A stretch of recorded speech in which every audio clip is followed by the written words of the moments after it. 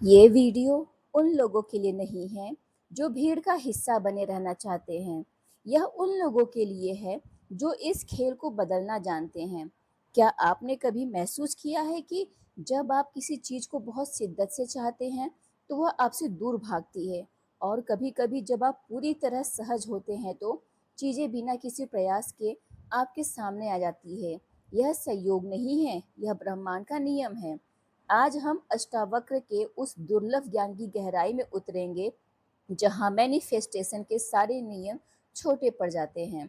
हम सीखेंगे कि कैसे एक आत्मज्ञानी पुरुष जो यह जान चुका है कि मैं और ब्रह्मांड एक ही हैं, वह अपनी सोची हुई हर चीज को हकीकत में बदल देता है। दोस्तों, हम सब ने मैनिफेस्टेशन के बारे में सुना है, अफर्मेशन करो, विजुअलाइज लॉ करो, ऑफ अट्रैक्शन। लेकिन फिर भी ज़्यादातर लोगों की ज़िंदगी में कुछ नहीं बदलता। क्यों? क्योंकि हम एक बहुत बड़ी गलती कर रहे हैं। हम मांगने वाले की स्थिति में हैं, होने वाले की स्थिति में नहीं। अष्टावक्र गीता का एक श्लोक इस पूरी पहेली को सुलझा देता है। श्लोक कहता है, आत्मय वेदम जगत सर्वम ज्ञातम एन महात्मना। यानी जिस महात्मा ने, जिस व्यक्ति ने यह जान लिया कि यह पूरा जगत केवल मैं हूँ, वो व्यक्ति सामान्य इंसान नहीं रह जाता, वह ब्रह्मांड के साथ एक हो जाता है। इसे ठीक से समझो। आमतौर पर हम सोचते हैं कि मैं छोटा हूँ और दुनिया बहुत बड़ी है। मुझे दुनिया से कुछ पाना है, नौकरी पानी है, पैसा पाना है, प्यार पाना है, तो हम मांगते हैं। और जब आप मांगते हो तो आप खुद ही यह मान लेते हो कि आपके पास वह चीज़ नहीं है, और ब्रह्मांड आपकी इसी नहीं होने के भाव को सच कर देता है। लेकिन एक आत्मज्ञानी के लिए मैनिफेस्टेशन कोई तकनीक नहीं बल्कि एक स्वभाव है।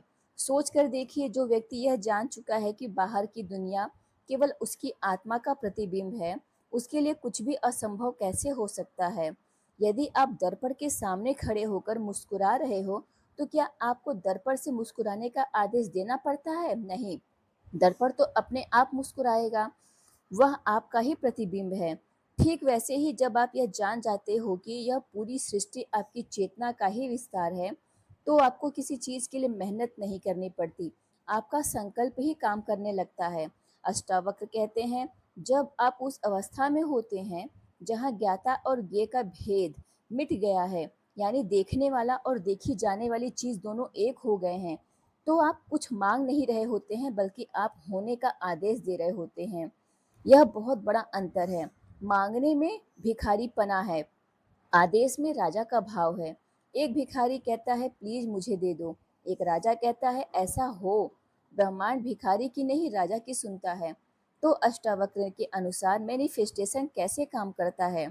पहला नियम, जब तक आप किसी चीज को बहुत शिद्दत से चाहते रहोगे, तब तक आप उस चीज को अपने से दूर रखोगे, क्योंकि चाह यह सिद्ध करती है कि वह चीज आपसे अलग है। जैसे रेत को मुट्ठी में जितना जोर से पकड़ोगे वह उतनी ही तेजी से फिसलेगी, लेकिन अगर हाथ खुला और सहज रखोगे तो रेत वहीं रहेगी। इसलिए पहला कदम है छोड़ना। इसका मतलब यह नहीं है कि आप इच्छा ही खत्म कर दो। इसका मतलब है इच्छा के साथ जो चिपकाव, जो बेचैनी, जो डर है, उसे छोड़ दो। कहो, हाँ मुझे यह चाहिए, लेकिन अगर नहीं भी मिला तो भी मैं पूर्ण हूँ। मेरी खुशी इस चीज पर निर्भर नहीं है। जैसे ही आप इस सहज अवस्था में आते हो, ब्रह्मांड की ऊर्जा आपके पक्ष में मुड़ने लगती है। अष्टावक्र गीता का सार है, तुम शरीर नहीं हो, तुम मन नहीं हो, तुम तो वह साक्षी हो जो इन सबको देख रहा है। तुम शुद्ध चेतना हो। जब तक आप इस भाव में स्थित हो जाते हो कि मैं यह सीमित व्यक्ति नहीं हूँ, मैं तो वह अनंत सागर हूँ जिसमें यह पूरी दुनिया एक लहर की तरह उठ रही है, तब आपका हर संकल्प ब्रह्मांडीय संकल्प बन जाता है। आपका उठाया हुआ एक विचार जो इस अवस्था से उठता है, वह पूरे ब्रह्मांडीय ऊर्जा के साथ एक होकर उठता है। इसलिए वह जो कुछ भी सोचता है वही सच हो जाता है। यहाँ विधि निषेध यानी नियमों का अंत इसलिए हो जाता है क्योंकि ज्ञानी का हर संकल्प स्वयं सत्य का ही स्वरूप होता है। वह अनैतिक कुछ सोच ही नहीं सकता, क्योंकि वह अनेकता में नहीं, एकात्मकता में जी रहा है। उसके द्वारा मैनिफेस्ट किया हुआ हर सत्य संसार के लिए भी कल्याणकारी होता है। आज की दुनिया कहती है, ये काम करो, इस काम के पीछे भागो, मेहनत करो, अष्टावक्र कहते हैं, हो जाओ।